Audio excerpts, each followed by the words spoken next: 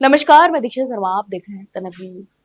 राजस्थान विधानसभा में नेता प्रतिपक्ष और कांग्रेस के वरिष्ठ नेता टीकाराम जूली ने शनिवार को शिक्षा मंत्री मदन दिलावर और भारतीय जनता पार्टी पर जमकर हमला बोला। इसके अलावा जूली ने कहा कि प्रदेश में शिक्षा विभाग की हालत इतनी खराब है कि अब हाईकोर्ट को हस्तक्षेप करना पड़ रहा है। उन्होंने आरोप लगाया कि पिछले 2 साल में शिक्षा मंत्री ने शिक्षा से जुड़े कोई ठोस काम नहीं किया है।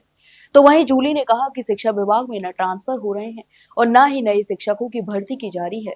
तो वहीं विभाग की हालत चरमरा हुई है, लेकिन सरकार का कोई ध्यान नहीं है।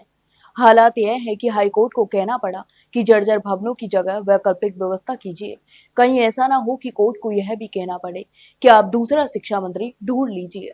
इसके अलावा नेता प्रतिपक्ष ने यह भी कहा कि कांग्रेस शिक्षा व्यवस्था को मजबूत करने के लिए हर संभव सहयोग को तैयार है। उन्होंने कहा कि बच्चे किसी पार्टी के नहीं हैं, बल्कि हम सबके हैं। अगर सरकार चाहे तो कांग्रेस विधायक फंड से भी मदद करने को तैयार है। पहले भी हमने स्कूलों के लिए फंड जारी किए हैं। तो वहीं जूली ने साफ किया कि शिक्षा जैसे संवेदनशील विषय पर राजनीति से ऊपर उठकर काम करना चाहिए। तो वहीं टीकाराम जूली ने पंचायत और निकाय चुनावों को लेकर भी भाजपा पर सवाल उठाए और आरोप लगाए कि बीजेपी बिना किसी संशोधन के वन स्टेट वन इलेक्शन लागू करना चाहती है। जब संविधान के प्रावधान के अनुसार 6 महीने में चुनाव होने चाहिए, तो इन्हें कराने से भाजपा क्यों पीछे हट रही है? दरअसल भाजपा पंचायतों में तानाशाही करना चाहती है और लोकतांत्रिक परंपराओं को भी तोड़ रही है। उन्होंने कहा कि नेता प्रतिपक्ष ने प्रधानमंत्री नरेंद्र मोदी को और केंद्र सरकार पर भी सीधा हमला बोला और कहा कि प्रधानमंत्री अपने भाषणों में घुसपैठियों का मुद्दा उठाते हैं, लेकिन असल सवालों से बचते हैं। बीजेपी सरकार को देश चलाते हुए 11 साल हो गए हैं।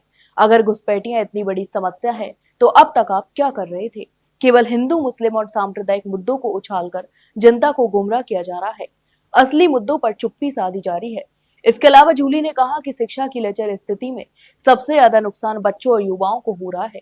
अगर स्कूलों में जर्जर भवन है, शिक्षक नहीं है और ट्रांसफर की व्यवस्था ठप है, तो आने वाली पीढ़ी कैसे पढ़ेगी? शिक्षा मंत्री को अपनी जिम्मेदारी समझनी चाहिए, वरना राजस्थान का भविष्य खतरे में पड़ जाएगा। तो वहीं जूली ने अंत में कहा कि कांग्रेस पंचायत और निकाय चुनावों के लिए पूरी तरह तैयार है। उन्होंने कार्यकर्ताओं से अपील की है कि वे जनता के मुद्दों को लेकर घर घर जाएं। बीजेपी चाहे जितनी चाले चले, लेकिन जनता महंगाई, बेरोजगारी और शिक्षा की बदहाली जैसे मुद्दों पर जवाब जरूर देगी। तो वहीं राजनीतिक विश्लेषकों का मानना है कि जूली के इस बयान से साफ है कि कांग्रेस आने वाले चुनावों में शिक्षा और युवाओं की समस्याओं को बड़ा मुद्दा बनाने की रणनीति पर काम कर रही है।